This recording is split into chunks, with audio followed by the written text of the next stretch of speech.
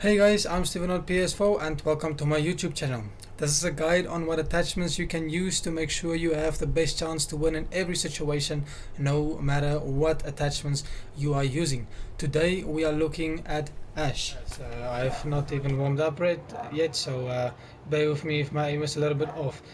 Let's just try to focus on the weapon. So why holographic? Holographic is probably one of the most common and best optics you can get in Rainbow Six Siege. The housing on the outside of the reticle is not as big, and the reticle itself is really good, making it nice for close to medium range engagements. You can still get taps on long range, even though that can be sometimes quite difficult. The reason I choose flash hider is simply because with muzzle brake, the automatic spread of a muzzle brake attachment is even worse than if you don't put anything on at all. So that is why I don't play muzzle brake on the R4C, simply because of that reason. The automatic fire spread is really bad of a muzzle brake, whereas the flash hider, even though the flash hider is not for automatic fire, but you're gonna do a lot better when you need to shoot automatically when it's in close quarter engagement.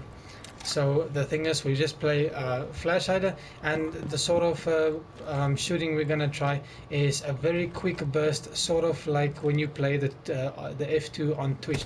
So you sometimes will go for something like this, a real quick tap fire or just a real quick burst fire. So I'm gonna try give a couple of gameplay and to see how we do this. This setup, guys, is the best setup for the R4C in my opinion, and what I think is the best for the weapon, even if you have to exclude my opinion.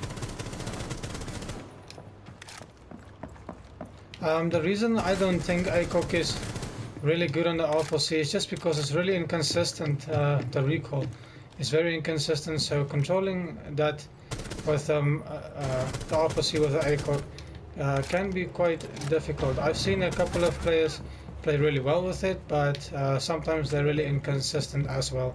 So it's better off just to go for holographic playstyle. Since the weapon has good close quarter potential, you want to stick to close quarters without the ACOG.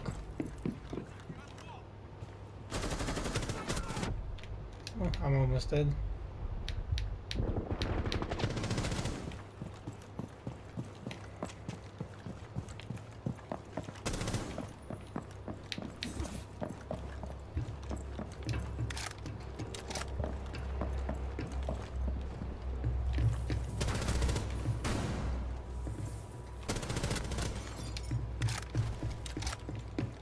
As I said, you can play laser on this weapon. I mean, that's completely up to you. The laser doesn't affect the weapon directly based on the performance of the weapon. So that's all up to you whether you want to play laser or not. Okay guys, the G36C. I play ACOG, muzzle brake and vertical grip. This is probably one of the most versatile weapons in the game. Amongst the weapon of Jaeger and also thermite weapon and the SAS weapon, the L85. But so basically this weapon, you can actually do anything with it. You'll still do well with this weapon. It's a very versatile weapon, it's a really balanced weapon, so you can pretty much do anything. The way I want to play it and the way I prefer, where it is where it has the best potential to do really well, is ACOG, muzzle brake and vertical grip. Most of my weapons, when I play ACOG, I choose muzzle brake simply because to get that one tap fire, and it's almost no recoil with the muzzle brake. If you do one tap fire, even if you put it on single fire, it's really accurate and really stable this way. So just basically, it doesn't matter whether you have I don't even know how much damage the thing does anymore. I think it's around 38 or 39 or something, really low based on an assault rifle. But the thing is, you have ACOG, you have muzzle brake, you have vertical grip, so everything goes for you to get that easy headshot, and that is why we play the G36C, because it's a really stable weapon, easy to get headshots with. Damage model does not exist if you get headshot in Rainbow Six Siege, so this is what we want to try.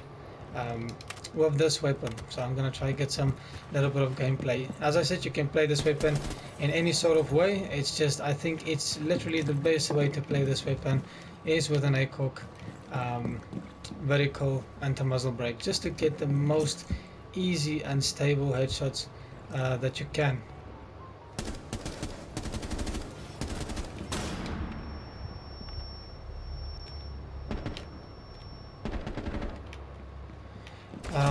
The way I want to play this weapon is a lot of tap firing as well. Simply because it is muzzle brake, so the automatic spread is not that good, even though this weapon has good stability, but the fact that it's muzzle brake, you want to keep it as steady as you can by shooting as much single fire mode as you can. Not necessarily put it on single fire, but just controlling your trigger action.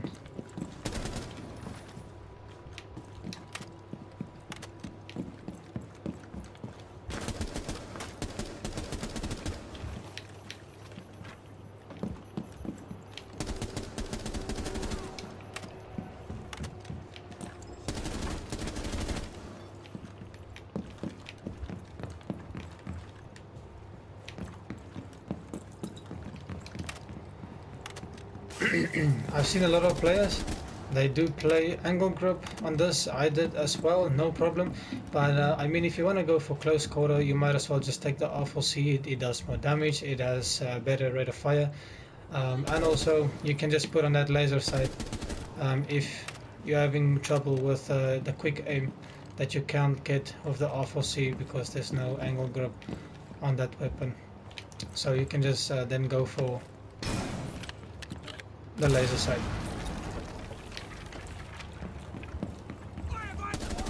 Three enemies remaining. Must say the fact that I'm playing this weapon again is really nice, to be honest. And that's it for these weapons, guys. So just to recap, the R4C, I'm playing holographic, flash hider and vertical grip. You might as well include the laser, to be honest, simply because you're going to play a lot faster playstyle with the R4C. And with the G36C, it's ACOG, muzzle brake and vertical grip. As I said at the start, this is my personal opinion. However, I do think that this attachment guides I just given you guys is definitely one of the best attachments for these weapons. So do go try them out if you do enjoy them, guys. I'll be glad so. And leave a thumbs up, also subscribe if you enjoyed this video, guys. Thanks for watching.